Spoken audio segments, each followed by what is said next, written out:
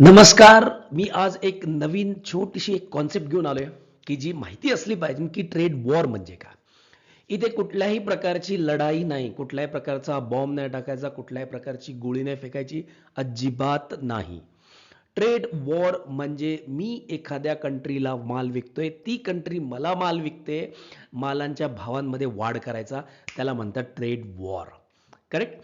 त्याला काय म्हणतात? ट्रेड वॉर म्हणतात. अशा याला कशाची गरज पडत नाही. ऑटोमॅटिकली लोकांची इकॉनॉमी काय होते बाळांनो? डाऊन होते. आलं लक्षात? तर आता बघा त्याला काय म्हणतात? It is an economic dispute between the two countries. म्हणजे काय रे? हा इकॉनॉमिक एक वाद आहे. डिस्प्यूट म्हणजे काय रे? दोघां देशांमधला झालेला वाद. दोन कंट्री बोललेत ना, दोन देशांमध्ये झालेला वाद आहे. आणि त्या वादात काय होतं तर एकमेकांच्या गुड्सच्या आपण प्राइसेस वाढवतो. प्राइस नाही वाढवत, पण आपण टॅक्स पॉलिसी वाढवतो. त्याच्यामुळे गुड्सची कॉस्ट ऑटोमॅटिकली काय होते? वाढते. तर ती कशी? तर बघा इथे काय दिलंय की ट्रेड वॉर हॅपन्स म्हणजे कधी होतं? एक देश रिॲक्ट होतो अगेन्स्ट. रिॲक्ट म्हणजे बट ऑब्वियस आहे, कोणतरी आपल्याला काही बोललं की आपण कसं रिॲक्ट होतो, तसा दुसरा देश रिॲक्ट होतो. करेक्ट? कशानुसार? रेझिंग द इम्पोर्ट टॅरिफ म्हणजे इम्पोर्ट करताना जो इम्पोर्ट ड्युटी लावल्या जाते ना, ती वाढवायची. ती वाढवली की ऑटोमॅटिकली गुड्सची किंमत काय होते बाळांनो? वाढते. गुड्सची किंमत काय होते? वाढतेच. कारण की आता बघा युएसनी काय केले माहिती आहे का? युएसनी सगळ्यांवर इम्पोर्ट वाढवलाय, इम्पोर्ट टॅक्स वाढवलाय, इम्पोर्ट ड्युटी वाढवलाय. म्हणजे भारतातनं जाताना सुद्धा माल जाताना सुद्धा तिथं विकला तरी इम्पोर्ट. आता 26% लावली, पण याच्यानंतरची एक व्हिडिओ येईल तुम्हाला, त्याच्यात सांगेल की मी ती कधीतरी लांबवली.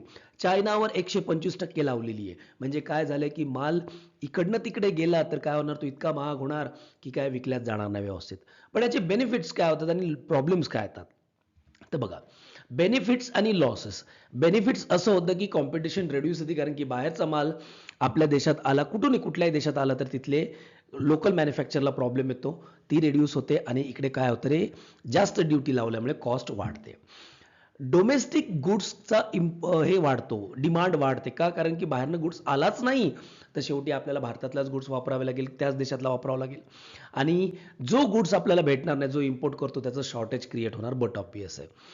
Local job growth. But obvious आहे की बाहेरचा माल इकडे नाही आला तर आपण आपला तयार करायचं बघणार. त्याच्यामुळे इंडस्ट्री वाढणार. त्याच्यामुळे काय होणार आहे बाळांनो? जॉब क्रिएशन होणार. Shows economic growth. Slows economic growth म्हणजे काय? लॉस म्हणजे काय रे? की इकॉनॉमिक ग्रोथ लॉस होती. का? कारण की बरेच लोक काय करतात? इम्पोर्ट करतात, बाजारात विकतात, चलन क्रिएट होत राहतं. त्यामुळे काय होत राहतात की पैसे येणं जाणं चालू राहतं, पण त्याच्यात इकॉनॉमिक ग्रोथ काय होते बाळांनो? कमी होते. Improve the trade deficit. आता ट्रेड डिफिसिटचा अर्थ असा होतो, इम्पोर्ट एक्सपोर्ट मायनस इम्पोर्ट, त्याला ट्रेड डिफिसिट म्हणतात. आणि